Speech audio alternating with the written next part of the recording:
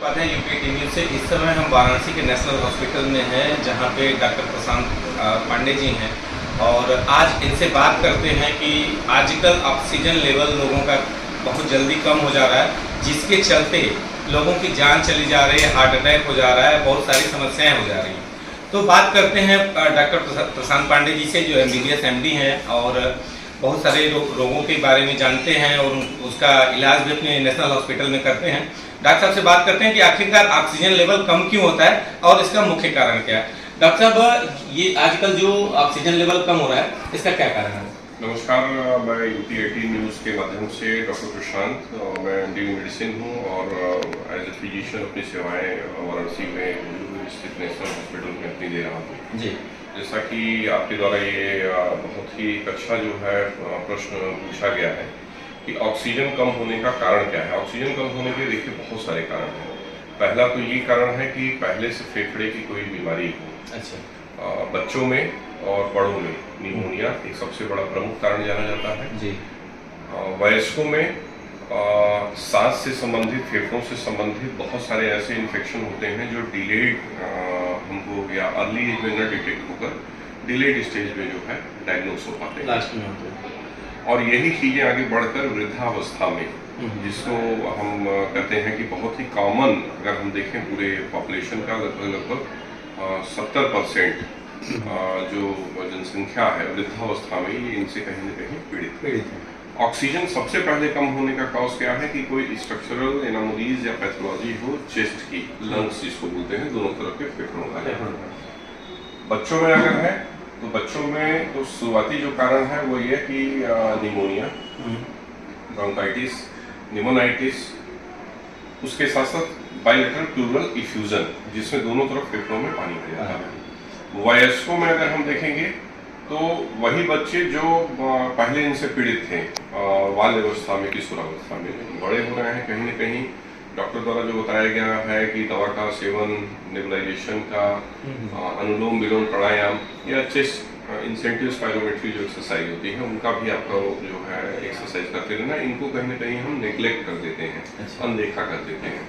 यही जो बीमारी है आगे चल के ज़्यादा फल्मिनेंट हो जाती है, बढ़ जाती है। तो वयस्कों में भी सेम यही समस्या आती है कि चलने पे, दौड़ने पे, खेलने पे सांस फूलता है। ऐसे बच्चे जो है मतलब आप देखें तो वास्तविक रूप से, शारीरिक रूप से वो स्वस्थ नहीं होते हैं। यही अवस्था बुजुर्गों में जब हम चलते हैं। अब इन दो के बीच का एक बहुत अच्छा पहलू है कि वयस्क अवस्था में बच्चों में कुछ गलत आदतें आ जाती हैं, शराब, धूम्रपान, तंबाकू।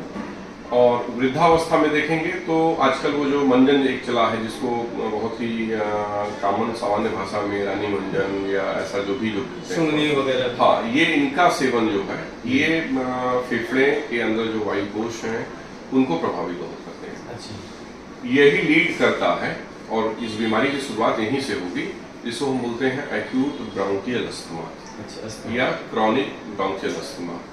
यही जब टर्न होता है, फिर डॉक्टर को आपने दिखाया और एक मन में धारणा बन गई है, डॉक्टर साहब के पास जाएंगे, लंबी दवाइयाँ दे देते हैं, भाप देने को दे देते हैं, बहुत सारी जांचें लिख देते हैं और हम अफोर्ड नहीं कर पाते हैं।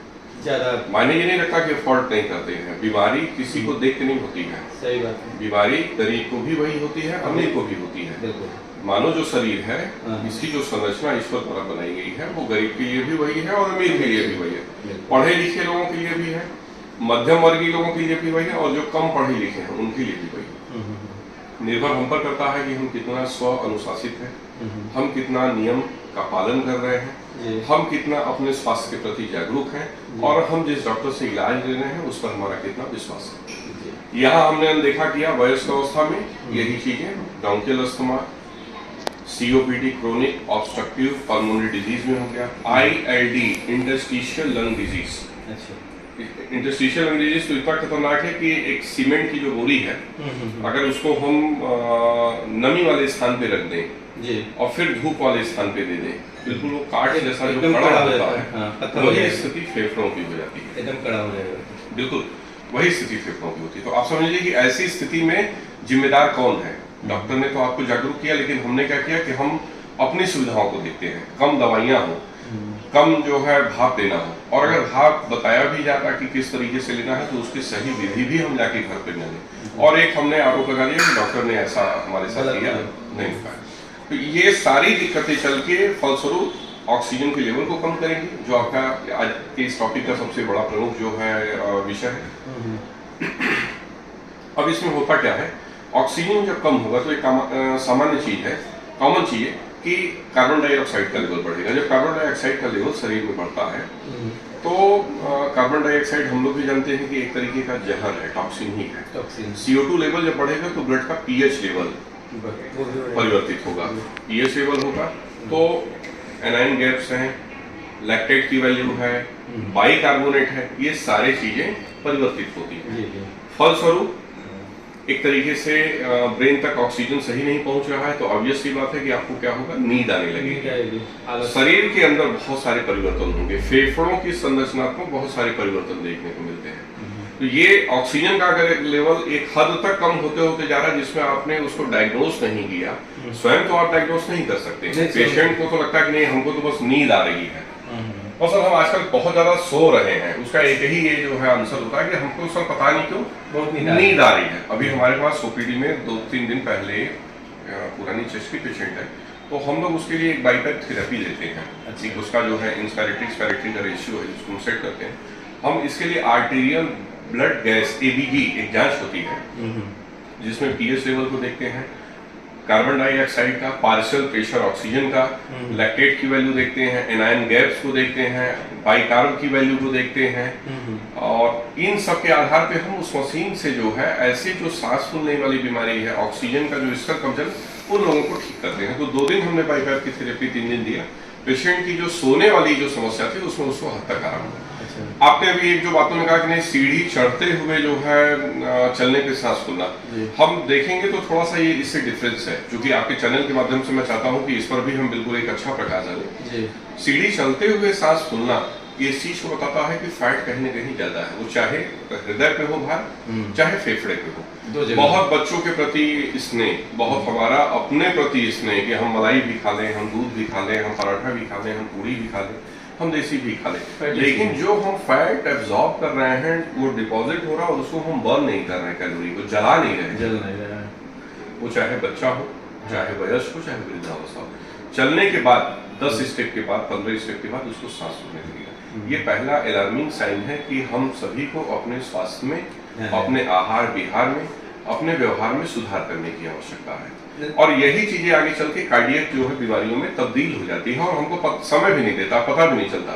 एकदम अचानक से सांस फूली, धड़कन तेज हुआ और पता चला गया कि डॉक्टर जब तक अस्पताल ले जा रहे थे तब तक बहुत गंभीर दुर्घटना हो गई। तो मैं इस चैनल के माध्यम से कहूंगा कि अगर आपको 10 कदम और 20 कदम चलने पर, कोई भी भारी सामान उठाने पर, ज्यादा देर तक खड़े रहने पे, लंबी गहरी सांस की जो प्रक्रिया एक्सरसाइज है, लंबी सांस खींचना और छोड़ना, अगर इन सब में कठिनाई महसूस होती है, इस चीज को बताता है कि आप अपने लिपिड प्रोफाइल को, वजन को, थायराइड वैल्यू को, आपके जो मेटाबॉलिक स्ट्रेस है, उन सब को समय रहते एक अच्छे योग्य चिकित्सक के मतलब अनुमोदन पे, उनके सलाह पर, उनसे कंसल्ट करके उसको सही से आप कर सकते हैं तय समय पे।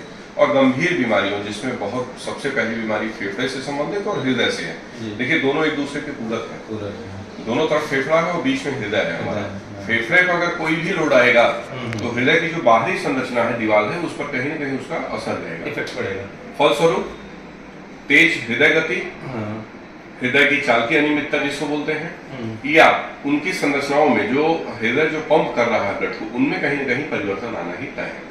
तो हम इससे बच सकते हैं। अच्छा डॉक्टर साहब, जैसे मान के चलिए जो ये आ रही है समस्याएं लोगों को सांस की कि मतलब ऑक्सीजन लेवल कम हो जा रहा है, तो इसमें हार्ट अटैक के कितने चांसेस बनते हैं? हार्ट अटैक के चांसेस बहुत ज़्यादा हैं। अगर हम देखें कि एक ऑक्सीजन का जो निम्नतम पैमाना है जी, जो खतरे की घंटी को अलर्ट करता है, 90% जो ऑक्सीजन है जिसको हम कहते हैं रूम एयर पे, ये हम लोग रूम एयर में बैठे हैं जी। हम अभी पल्स ऑक्सीमीटर से आपका देखें तो ये 97, 98 को डिनोट करेगा, ऑक्सीडेट करते हैं, ये सामान्य ऑक्सीजन का है। अगर ये 90 से नीचे जाता है तो ये खतरे की घंटी को बताता है। 90 के नीचे जाएगा तो फेफड़े को तो करना ही है कार्य, फेफड़े के साथ साथ हृदय को भी बहुत ज्यादा कार्य करना पड़ रहा है। मेहनत हृदय को कार्य करना पड़ेगा। अब एक काम को अगर 2 लोग कर रहे हैं और उस काम को नहीं किया जा रहा, तो इसका मतलब आप समझ लीजिए कि कहीं न कहीं कमजोरी, दिक्कत तो है और एक गंभीर समस्या को वो बता रहा है। तो वहां आपको जागरूक होना है। नहीं तो इसके फलस्वरूप सबसे पहला जो दुर्घटना होता है वो हृदयाघात का होता है, हार्ट अटैक। अच्छा। और ये हार्ट अटैक आपके सामने देखते हुए है, ये कोई साइलेंट हार्ट अटैक नहीं कि सोए थे और अचानक से जो है दिक्कत हो गई। अच्छा। आपके इस चैनल के माध्यम से मैं एक आपसे और भी निवेदन करूंगा कि हम समाज में एक जो हमारी जागरूकता वाला जो ये अभियान चल रहा है कार्यक्रम जी, हेल्दी हेल्थ टॉक जी, उसमें मैं अगली बार जो है साइलेंट हार्ट अटैक के बारे में भी चर्चा करना चाहूंगा। अच्छा। जिससे हम समाज में एक अच्छे तरीके से समाज को स्वस्थ रखकर हम उनको ऐसी गंभीर बीमारियों से बचा सकते हैं। ठीक है डॉक्टर। तो ये थे doctor Prashant Kumar Pandey ji, MBBS MD national hospital से भोजपुर से, जो कि एक अच्छे चिकित्सक हैं। और अब चैनल के माध्यम से इन्होंने आज ये बताया कि किस तरीके से अगर आपका ऑक्सीजन लेवल कम होता है तो चिकित्सक के पास जाना चाहिए और अपना सुचारू रूप से इलाज कराना चाहिए। UP18 न्यूज़ से काली शंकर उपाध्याय की एक रिपोर्ट।